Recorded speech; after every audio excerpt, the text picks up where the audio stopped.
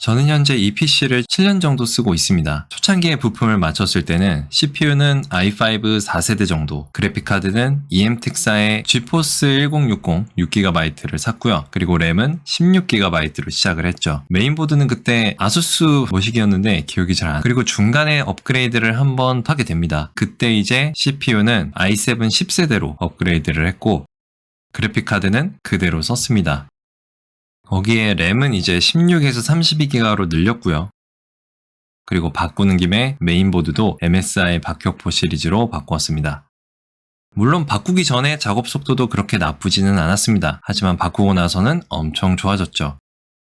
그래서 이번 편은 컴퓨터 사양에 대한 명확한 정보보다는 제가 현재 이 PC를 써보고 난 후 사양은 어느 정도면 되는지, 작업은 어떤 방식으로 해야 컴퓨터를 오래 그리고 효율적으로 쓸 수 있는지에 대한 개인적인 생각을 담은 영상입니다.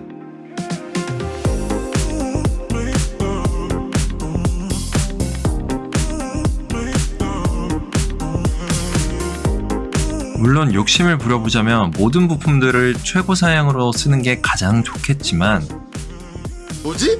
제일 좋은 기준은 3D 프로그램의 권장사항을 기준으로 하시는 게 제일 좋습니다. 이 부분은 이제 패스마크라는 사이트에서 여러분들이 장비의 점수를 찾아보신 다음에 갖고 계신 자금의 상황에 맞게 사시는 게 제일 좋습니다. 물론 게이밍으로 한 번에 맞추는 게 제일 편하기는 합니다. 하지만 저 같은 경우에는 가성비를 굉장히 따지기 때문에 비교 견적은 항상 중요하죠. 그래서 가장 중요한 부품 몇 개만 좀 보도록 하겠습니다. 첫 번째 CPU는 컴퓨터의 뇌를 담당하고 있는 부분이라고 생각하시면 됩니다. 그래서 여기에 보통 다나와 사이트에서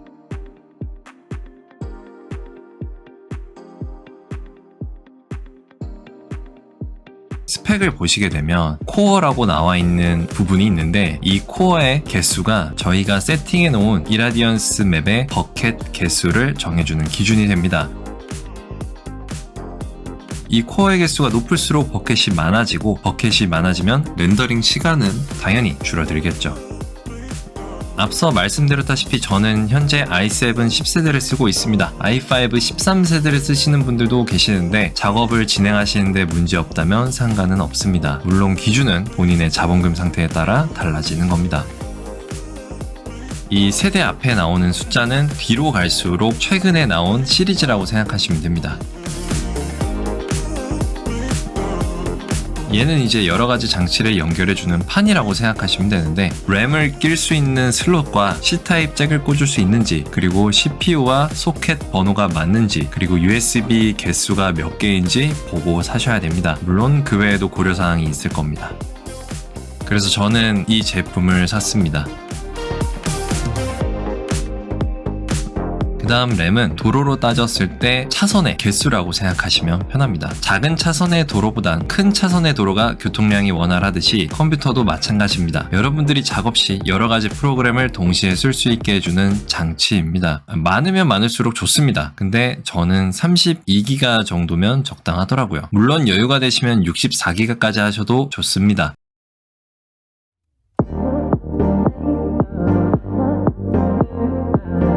그 다음은 그래픽카드입니다. GPU라고도 하는데 그래픽카드는 게임을 할 때 더더욱 빛을 발휘하지만 렌더링 시에도 영향을 미칩니다. 다만 저희가 쓰는 CPU 방식인 이라디언스 엔진을 썼을 땐 이야기가 좀 달라집니다. 그래서 실시간 렌더를 걸거나 엔진을 RTX 혹은 쿠다로 바꾸고 진행할 때 그래픽카드의 사양이 굉장히 중요하게 작용을 하죠. 제가 생각하는 그래픽카드의 최소 사양 기준은 RTX 3060 정도면 괜찮을 것 같습니다. 다른 건 몰라도 GTX보단 RTX를 사셔야 하는 이유가 좀 있는데 현재 나와 있는 건축과 인테리어에서 유망한 루미온과 트윈모션의 최소 사양이 RTX 3060입니다. 그래서 이 정도는 있어야 하지 않을까 조심스럽게 생각을 해봅니다. 이렇게만 정하셔도 나머지 부품을 구매하시는데 문제는 없으실 겁니다. 사양도 중요하지만 제일 중요한 건 역시 장비를 쓰는 사용자, 바로 여러분들입니다. 아무리 좋은 사양을 가지고 작업을 하시더라도 파일 자체 내의 용량을 관리하지 못하시는 분이라면 좋은 컴퓨터를 쓰시더라도 똑같은 결과가 날 수 있습니다. 그래서 컴퓨터의 마우스 커서가 뱅글뱅글 돌 때 기도를 하시는 것보단 처음부터 용량 관리를 깨끗하게 잘 하시는 게 제일 좋습니다. 항상 바탕화면은 깨끗이 해주시고 파일도 폴더별로 정리하는 습관을 들이셔야지 컴퓨터를 오래 쓰실 수가 있습니다. 여기에서 작업팀 몇 개만 말씀드리고 마무리를 짓도록 하겠습니다. 항상 작업하시는 범위는 렌더시 보이는 부분만 작업을 해주시고요. 재질의 이미지는 2K 이상으로 쓰지 않으셔도 됩니다. 어차피 그 이상으로 넘어갔을 때 화질은 렌더링 화면에서 비슷하기 때문이죠. 그 다음에는 모델링 소스는 프록시 된 걸 쓰시거나 세그먼트가 최소로 되어 있는 걸 쓰시는 게 제일 좋습니다. 여기서 말한 프록시는 오브젝트에 보여지는 세그먼트의 양을 최소화시켜서 스케치업 화면상에 보여주는 기능인데, 이게 되어 있는 소스들은 코스모스에 있는 소스들이 이렇게 되어 있습니다. 그래서 프록시 된 걸 쓰시거나 웨어하우스에서 다운을 받았을 때 적은 세그먼트로 되어 있는 소스를 쓰시는 걸 추천드립니다. 네 번째는 디스플레이스먼트와 펄을 너무 큰 면적에다가 쓰진 마시고 최소한의 면적에다가 적용을 시키시는 게 제일 좋습니다. 그리고 수치값도 너무 크게 주시면은 스케치업이 터질 수가 있습니다.